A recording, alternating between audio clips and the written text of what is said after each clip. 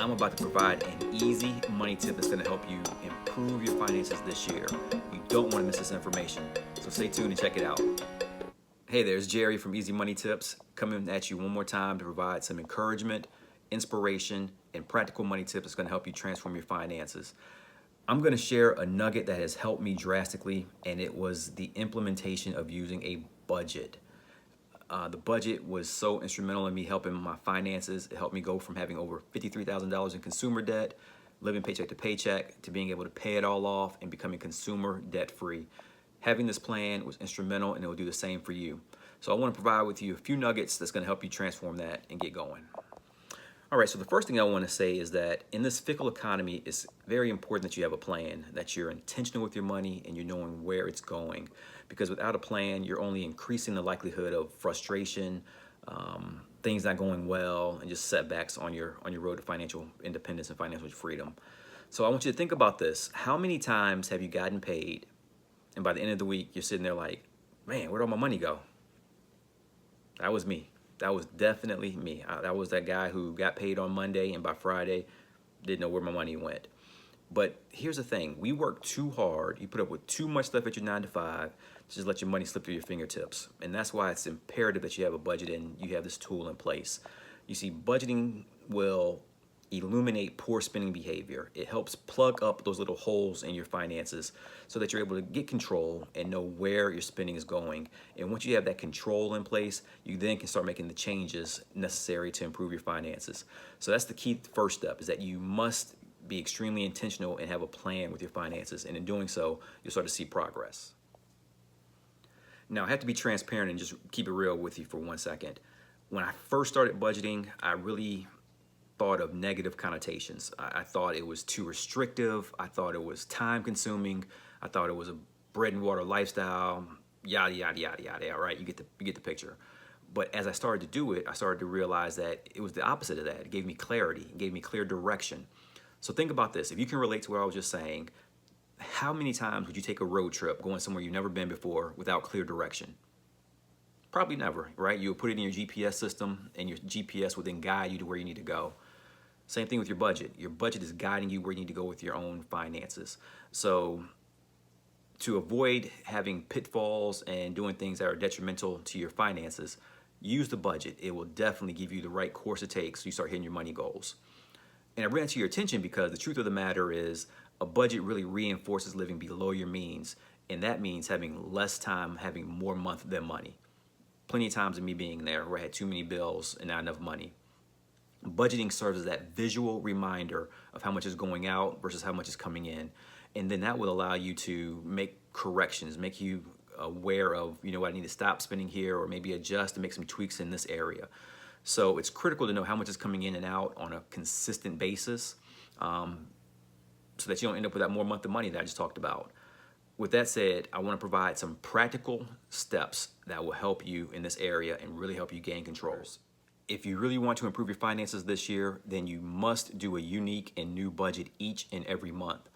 And the reason for that is because each month has something different that you have to plan for, right? So some months you may have to plan for car expenses.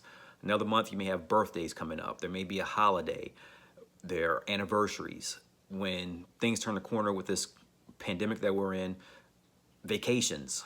So each month there's a different flavor, something unique that you have to plan for. So make sure you do a new and unique budget each and every month. So that's the first practical tip I want to share. Second, and this was a game changer for me, is that you must allocate all of your income down to zero. Give every single earned dollar a specific game plan so that you know where it's going and how it's being spent.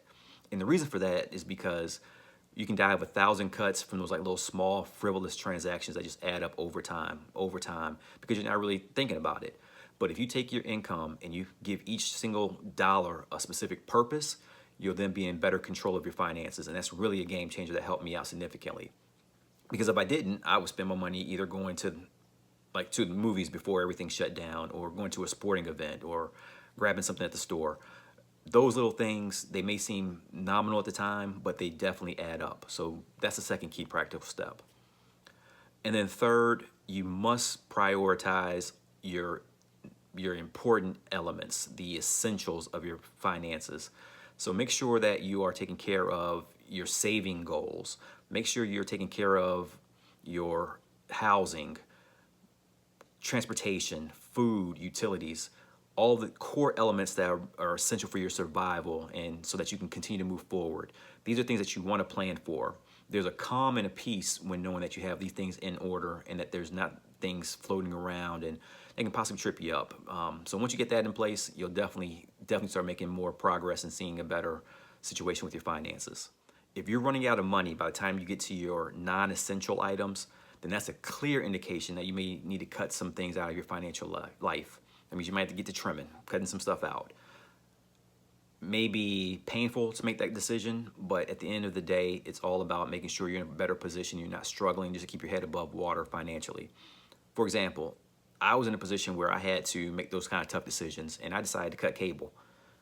Really didn't watch so many channels. At the end of the day, I didn't watch too much TV in general. So I made that decision and I started streaming and got an HD antenna. That saved me about $75 right there in itself. Also maybe assessing, are there subscriptions that aren't really being used or underused? Maybe that's an area for you to scale back. But just find those areas where you can make some adjustments, scale back a little bit, and in doing so, you'll have more income and more breathing room to do the things that you want. And that's what your budget will help you identify. Like, where are those things that are non-essential that I truly don't need? So that's the fourth key principle right there. And then finally, consistency is key. Pick a date in the month where you do your budget all the time, and then set that as a reminder in your phone or somewhere where you'll see it. For me, it's the last Saturday of each month, so that way I'm going into the new month with my game plan and I'm already proactive knowing what's coming up and have a game plan for it. Think about this. The Tampa Bay Buccaneers did not win the Super Bowl by accident. They had a game plan and then they executed on it. Well, the same thing holds true for your finances. Once you have a game plan with your finances, i.e. your budget, you can then execute and win your financial Super Bowl. Now, here's a kicker. Once you create the budget though, once you've gone through this, you have to then live by it. That was a revelation for me because there were plenty of times where I would do the budget but didn't really truly follow it. It wasn't until I started actually going through with it, sticking it through and following the steps that I started to see the transformation. So that's the key step right there. Also, what worked for me is that I gave myself a little bit of buffer in my budget.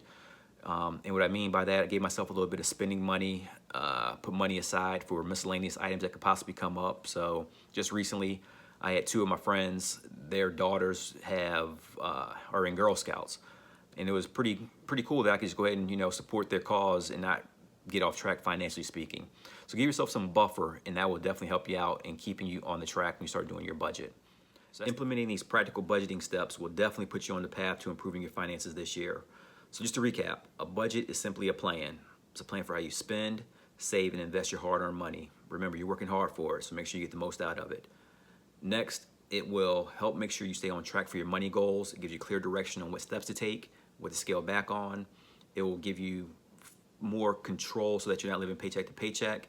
And plus, it will stop those frivolous transactions from tripping you up from behind in your finances. So going forward, do a budget each and every month. Let me know how it's going. Keep me posted. And don't forget to subscribe and like this information if it was helpful. All right, so until next time, take care.